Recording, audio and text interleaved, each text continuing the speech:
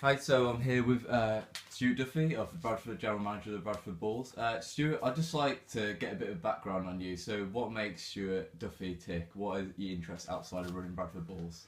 Well, for 25 years I was a professional guitar player. Yeah. I played guitar for 45 years, but for 25 years I was professional, ran my own business, and had a mad, passionate rugby league fan. Alright, that's brilliant. So kind of living rugby league fan dream, really. Yes, exactly. Really, I mean, I got the job originally working at Leeds Rhinos. I worked originally. I was a video commentator, and I got that because of my ability to talk into the microphone. Obviously, they knew that I wouldn't dry up, so they gave me that job, and it just went from there. Really. Oh, right, lucky. How do you feel about the season's going this far? It's going good. It's a difficult one for us. We've having the 12 points deducted, but we've already knocked 6 of those up out of the first 6 matches. So obviously, if we can get the rest knocked off before just after Easter, then I think that would give us a good opportunity to stay in that division, which has got to be the main aim this year. Yeah, definitely. Any surprise performers in the squad?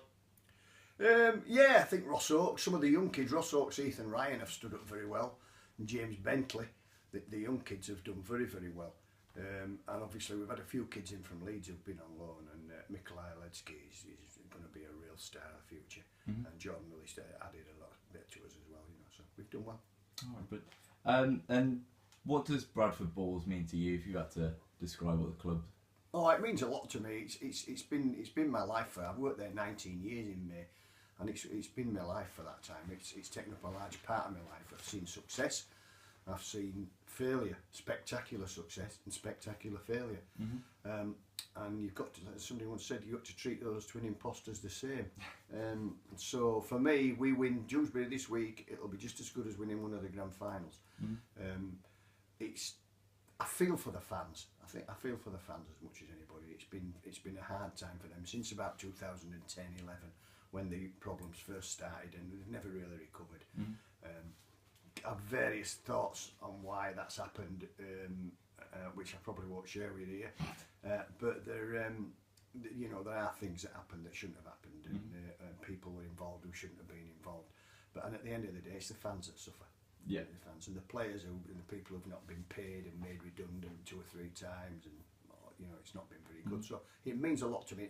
It would mean a heck of a lot to me to stay in this division this year. I think it would be equal to anything we've achieved in my time at the club. So what do you think makes Bradford Bulls so special?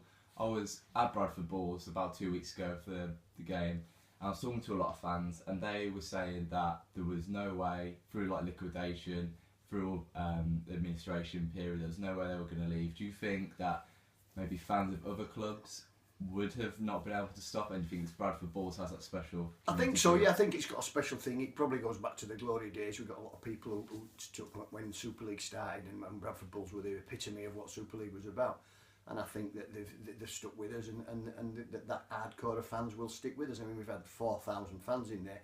It's quite interesting that everybody's raving over old Kingston Rovers having 6,000 fans. It'd be interesting to see how they would have if they were into the 3rd year in that division, for instance. It's the first year down. We did that on the first year, but we've stuck to this same hardcore 4,500 people who come every week, and we know that there's latent fans out there if we can get the success back again. Yeah. Could you kind of run me through the emotions of the administration period and then subsequent liquidation? Well, very, very difficult.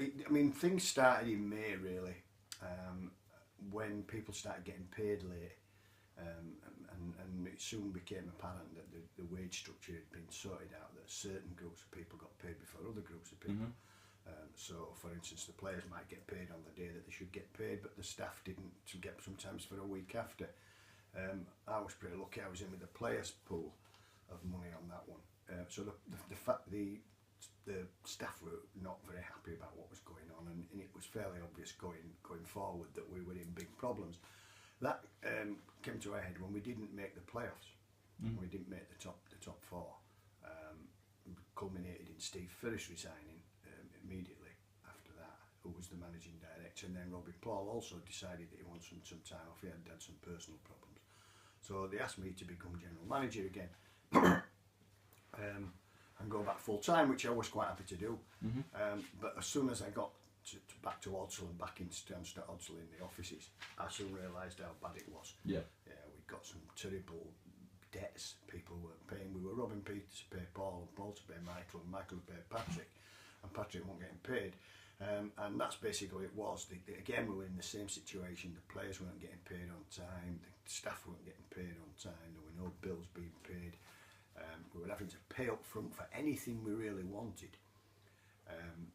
So if we needed a bus to go to an away match, they weren't prepared to put it on onto a credit anymore because we were owing them various amounts of money. We had a winding up order against us, which we managed to get put back for 2 or 3 weeks, and then the matter was due to come to a head on, I think, the 13th of November. It was a Monday, and I was on holiday. And then the accounts lady rang me up and said, listen, I'm going to tell you we're going into administration this morning, we can't pay the tax bill. And he didn't think he'd get another stay of execution. In other words, he'd wind it up there and then. So that was in administration. I had a week on holiday in administration. Came back, the administrator dealt with the club in a matter of fact way, which is what they do. I've been involved with this the 3rd time, so I know what they do. Their job is to get the best deal for the creditors and see if they can sell the business as well. Eventually they stopped the owner Mark Green from attending the club in any circumstances. He was banned from the stadium, and then they carried on trying to sell the club. We got paid at the end of November, beginning of December for November by the administrator with money that he'd recovered from the business, and then we worked till the 3rd of January. All the time being told that the club was about to be sold. We'd got some 2 sets of people in the wings waiting to buy the club. It was all going to go through, and then on the 3rd of January they just came in and made everybody redundant and said that the club had ceased trading, which was a massive blow. I stayed on for a couple of days to tidy things up at the request of the administrator, and then I was asked, I was going on holiday again then, I was asked because bear in mind my holidays, I've got to be in that close season. So I was getting a week's holiday before the season started, and the Rugby League asked me if I'd look after the club for them. So myself and Gary Tasker worked for a week, and then these people took over, the current people took over with a new club. It wasn't, they didn't take the old club over, they just bought the licence from the Rugby League. And then we put together what we had to put together in 3 weeks really. We put together a playing squad, season tickets, staff, and got the ground up and running and everything else in that period of time. It was a very, very stressful period of time. Didn't realise until just recently how much it had taken out of me. So after 18 years at the club, is it 18? 18, yes. Yeah, nearly 19, after 18 years at the club, has been a general manager in this kind of different post-2011 period, has it kind of reinvigorated your love for the club, seeing how much it means? Oh yes, it has. It's made me realise, you know, I don't want it to fail. I don't want it to fail this time. I didn't want it to fail last time. I had my doubts about whether it would ever be successful last time and the time before that. But I think this time we've got the right people involved. They are rugby league people. They've got a background of working in rugby league, and they're tightly looking after the books.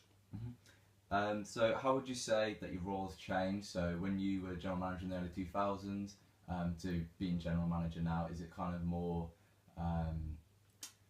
are you taking on more like administrative? Yeah, really a more administrative role. Last time it was easy to do. There was plenty of money, things that needed doing. We had marketing departments, media departments, community departments that had a budget that could do what they wanted to do. The club was doing well. We're getting 20,000 watching the games, and then obviously this time it's been firefighting. It's been prudent with the budgets, having to do things that normally other people would have done. You know, having to help out in various areas. Everybody's had to do that.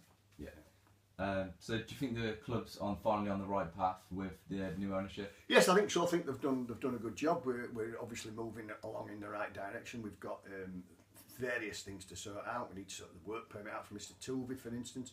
But those things are moving on and starting to move on at a pace now. So things are looking good. And Andrew and Graham, although Graham hasn't been here very much, his wife was ill not long after he took over. But Andrew has been very good, and you know things are going fine. Okay, and finally, you can think with your head or your heart. Where do you see Bradford Bulls in 5 years? I'd like to see him a franchise holder in an expanded Super League competition of about 16 teams. Okay, brilliant. Thank you, Stuart.